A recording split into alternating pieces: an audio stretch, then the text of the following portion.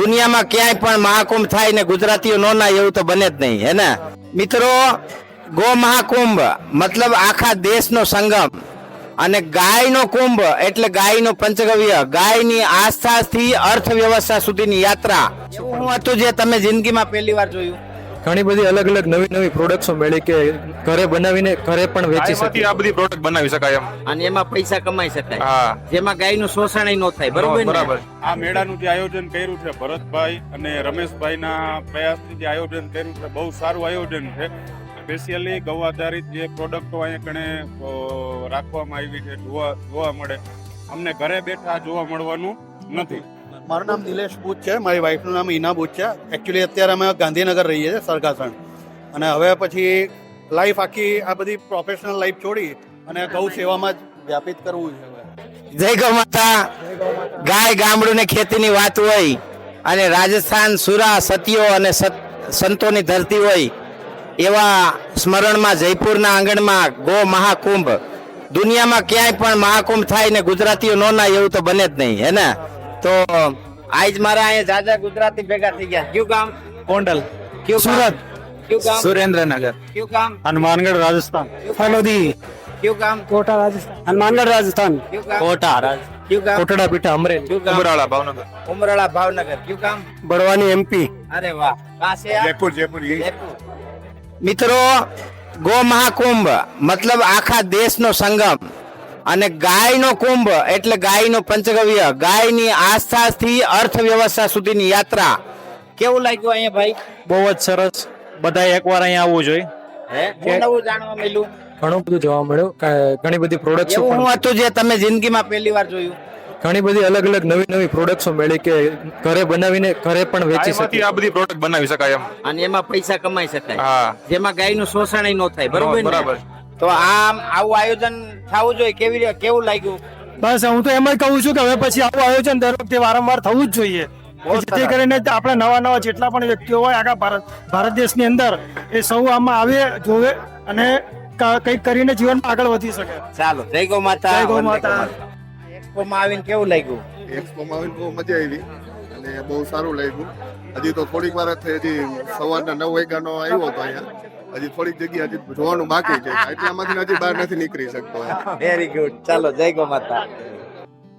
મારા સાથી મિત્ર એવા પ્રવીણભાઈ કંજારિયા મોરબીથી પધાર્યા છે। પ્રવીણભાઈ, અહીંયા શું આવ્યા તમે?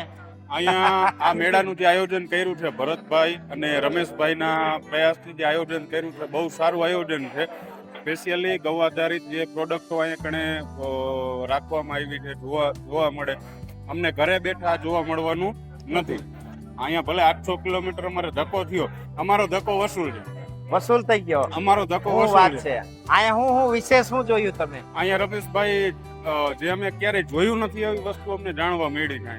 જે અમુક ગોબરના જે મશીનરી જે અહીંયા બને છે એના સ્ટોલ અમે જોયા, અમુક જે દવાઈઓ બનાવે છે ગૌમૂત્રમાંથી એ જોયું, ને ઘણા ગૌ સેવકોને મળવાનું થયું, એ મોટો લાવો જોઈડો। મતલબ વસૂલ થઈ ગયો આવવાનું। જય ગૌ માતા, વંદે ગૌ માતરમ। મિત્રો ગુજરાતથી સરસ ગાય ગામડું ને ખેતી, અને જ્યારે ગાયની વાત થતી હોય ત્યારે મારા ગુજરાતી કોઈ દી વાહેરી એવું બને નહીં। આજ મારી સામે ગુજરાતના કયું ગામ ભાઈ તમારું? પોરબંદર। શું નામ? ગોપાલભાઈ। તમારું? દેવાભાઈ, રાજકોટ। તમારું?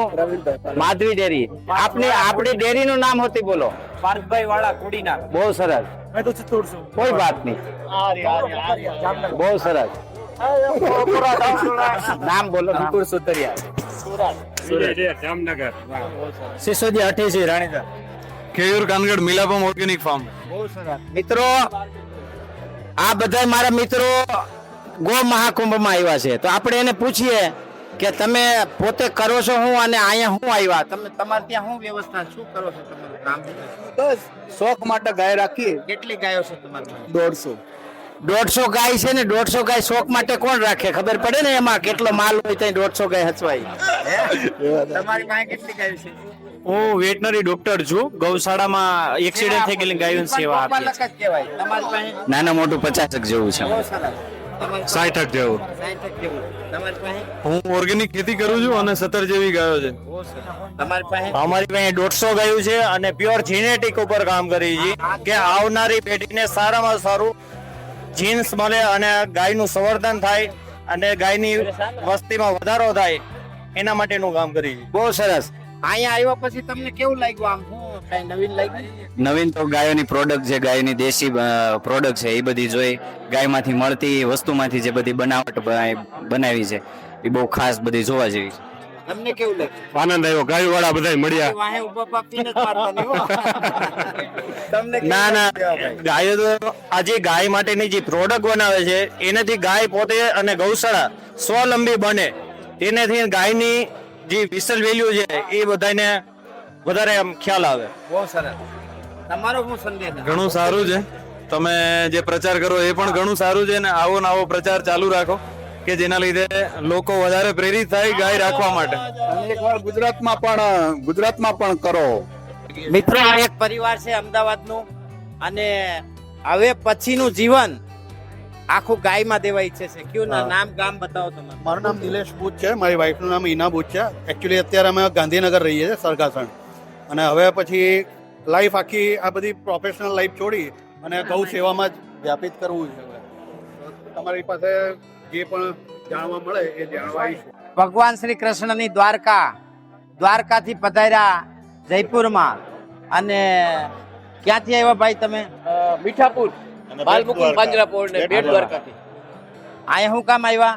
આ બધું ગાયો આધારિત ખેતી, આ પ્રકૃતિ, તમે જે શૂન્યમાંથી સર્જન કર્યું છે, આખું જીવન આમાં સુતરિયાભાઈ સમર્પિત કરી દીધું છે, રૂપારીયાભાઈ, એ બધું જોવા આવ્યા છે. અને અહીંયા આવ્યા પછી કેવું લાગ્યું? બહુ સરસ, બહુ સરસ. શું તમારો અનુભવ શું છે?